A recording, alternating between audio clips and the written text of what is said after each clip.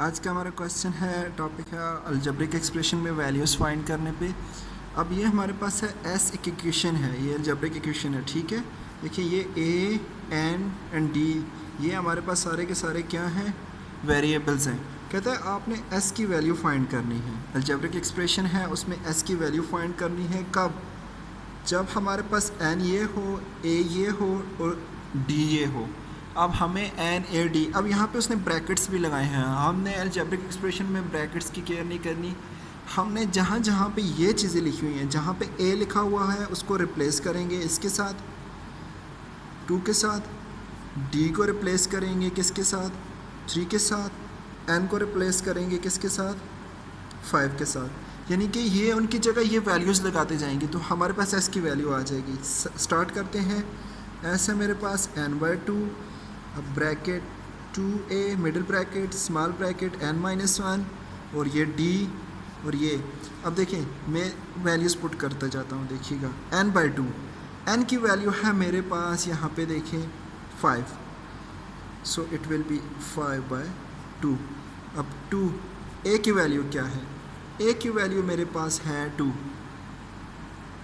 अब ये ब्रैकेट मैंने क्यों डाली, ये ब्रैकेट साइन है मल्टीप्लाई का।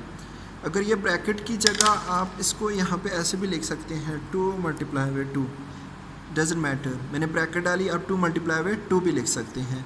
अब इससे आगे आप लिखें प्लस, ठीक है। अब n की वैल्यू है मेरे पास 5 - 1। d की वैल्यू क्या है, d की वैल्यू है मेरे पास 3, d के साथ मल्टीप्लाई हो रहा है, ये ब्रैकेट क्लोज। अब आप आगे इसको सॉल्व करें 5/2। अब ये 2 2 बन गया 4, 2 2 बन गया 4 प्लस 5। अब ब्रैकेट वाला काम करते हैं, ब्रैकेट में पहले ये है, इसको सॉल्व करते हैं। 5 - 1 कितना होगा 4। अब साइन बड़ी टर्म का रहेगा जिससे एट इस प्लस का साइन साथ में रहेगा, यहाँ पे आगे ये इसके इक्वल। अब इसको मैं यहाँ पे शिफ्ट कर देता हूँ, तो ये मेरे पास आया है 5/2 और 4 प्लस ब्रैकेट के अंदर 4 3। अब मैंने आपको पहले बोला था इस ब्रैकेट का मतलब क्या होता है, 4 + 4 × 3। ब्रैकेट का मतलब ये होता है। अब ये आएगा 5/2, यहाँ पे 4 + 4 3 = 12। ये ब्रैकेट सॉल्व करनी है। अब 4 + 12 आपके पास कितना बन जाएगा, 4 + 12 16। यहाँ पे आपके पास आ जाएगा 16। अब इसको आगे सॉल्व करें। अब ये ब्रैकेट का भी मतलब वही है, क्या है, यहाँ पे साइन आएगा मल्टीप्लाई का, × 16।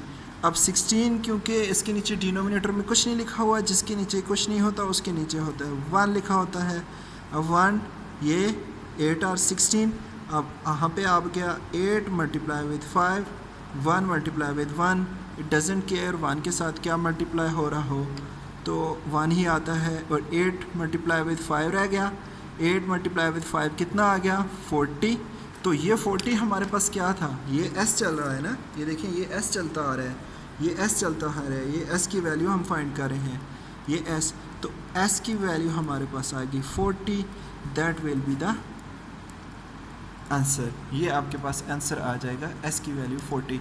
आपने घबराना नहीं है ब्रैकेट्स एंड ऑल किसी चीज़ से, सिर्फ़ और सिर्फ आपने ये वैल्यूज़ को रिप्लेस कर देना है। ये वैल्यूज़ हैं जो हैं, इन सब को रिप्लेस कर देना है इनके साथ। यहाँ पे ये वैल्यूज़ डाल देनी है। अब देखिए n की जगह मैंने यहाँ पे 5 डाला, क्योंकि n था मेरे पास किसके इक्वल, 5 के इक्वल। यहाँ पे a की जगह, अब यहाँ पे था a की जगह मैंने डाला 2 यहाँ पे, और d की जगह मैंने यहाँ पे क्या लिखा 3 लिखा। तो ये सारे का सारा आपके पास सॉल्व हो जाएगा। अगर आपके पास इससे रिलेटेड कोई क्वेश्चन है या आप कोई सवाल पूछना चाहते हैं तो आप कमेंट्स में नीचे लिख सकते हैं, मेरे मेल आईडी पे मेल कर सकते हैं। अपना बहुत सारा ख्याल रखिएगा। Bye bye.